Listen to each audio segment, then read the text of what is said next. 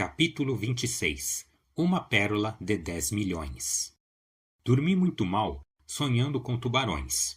Pouco depois de 4 horas da manhã, o Capitão Nemo já me comunicava que não vestiríamos imediatamente os escafandros. Não deixei o Nautilus aproximar-se demais da costa. Mandei preparar o bote que nos levará ao ponto exato do desembarque, poupando-nos longo trajeto. Vestiremos os escafandros no momento em que começar a caça submarina. Ainda era noite escura. Nemo, Conselho, Ned e eu nos instalamos na parte traseira do bote. Com 5 tripulantes partimos. Seguimos em silêncio. Por volta das 5h30, as primeiras sombras do horizonte assinalaram a linha superior do litoral. 5 milhas ainda o separavam de nós. A solidão era profunda. Às 6 horas amanheceu de súbito, com a rapidez própria das regiões tropicais. Vi distintamente a terra com árvores esparsas aqui e além. O bote dirigiu-se para a ilha de Manar. O capitão de pé observava o mar. Um sinal dele, a âncora foi fundeada. O fundo não estava a mais de 1 metro. Auxiliado pelos marinheiros, comecei a vestir o meu pesado escafandro. Os outros também se preparavam, menos os tripulantes. Antes de enfiar a cabeça na cápsula de cobre, perguntei ao capitão pelos fuzis. Fuzis! Para que fuzis? O aço não é mais forte que o chumbo? Aqui está o punhal. Os outros estavam armados como nós e Ned Land brandia um enorme arpão. Seguimos o capitão por um declive suave e desaparecemos sob as ondas. Readquiri uma calma perfeita. A singularidade do espetáculo cativou minha imaginação. Depois de 10 minutos de marcha, estávamos a 5 metros de profundidade e o terreno tornava-se quase plano. A nossos passos, levantavam-se bandos de peixes curiosos. Encontrei caranguejos enormes, aos quais a natureza deu o instinto e a força necessários para alimentarem-se de cocos. Sobem nos coqueiros da praia, derrubam os cocos que se racham com a queda e os abrem com suas possantes pinças. Por volta de 7 horas, pisávamos o precioso banco das ostras perlíferas. Mas o capitão continuava a marcha, percorrendo veredas só por ele conhecidas. Abriu-se então à nossa frente vasta gruta onde o capitão Nemo penetrou. Nós o seguimos. Meus olhos habituaram-se depressa à escuridão. Depois de descer uma ladeira íngreme, nossos pés calcaram o fundo de uma espécie de poço circular. O capitão Nemo parou aí e indicou um objeto que eu ainda não percebera. Era uma ostra de extraordinárias dimensões. Uma taça cuja largura ultrapassava 2 metros, maior, portanto, do que aquela que ornamentava o salão do Nautilus. Aproximei-me do molusco gigantesco. Estava aderido a uma mesa de granito. Avaliei o seu peso em 300 quilos. Ora, uma ostra assim contém 15 quilos de carne e seria preciso o estômago de um gigante para comer uma meia dúzia. O capitão aproximou-se e introduziu o punhal entre as conchas para impedi-las de se fecharem. Abrindo com a mão o manto membranoso do animal, lá vi uma pérola livre do tamanho de um coco. Tinha forma globular, a limpidez perfeita.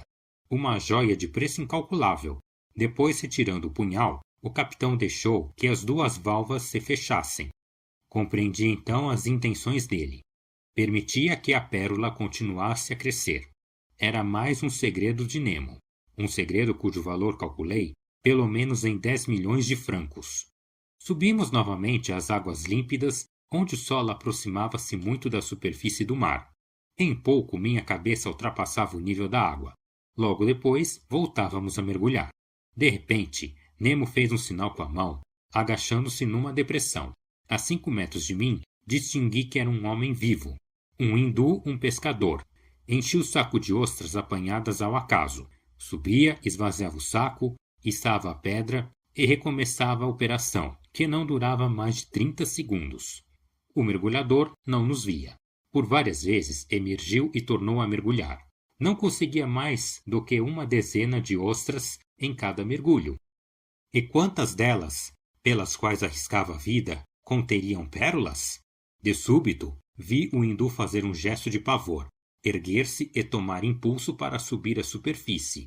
Compreendi seu terror. Uma sombra gigantesca aparecia por cima do infeliz mergulhador. Em um enorme tubarão que avançava em diagonal, olhos em brasa e mandíbulas escancaradas. O horror tolhia-me os movimentos. O voraz animal lançou-se na direção do hindu, que conseguiu evitar a dentada do peixe, mas não o choque de uma cauda que o atingiu no peito. A cena durou apenas alguns segundos. O tubarão preparava-se para cortar o hindu em dois, quando sentiu o Capitão Nemo levantar-se imediatamente. Depois, empunhando o punhal, foi direto ao monstro, disposto a lutar com ele corpo a corpo. Percebendo o novo adversário, o bicho voltou-se. Com admirável sangue frio, o capitão o esperou, jogando-se contra o animal com maravilhosa agilidade e enterrando-lhe o punhal no ventre. Mas o golpe não fora mortal. Travou-se o terrível combate. O mar tingia-se de vermelho.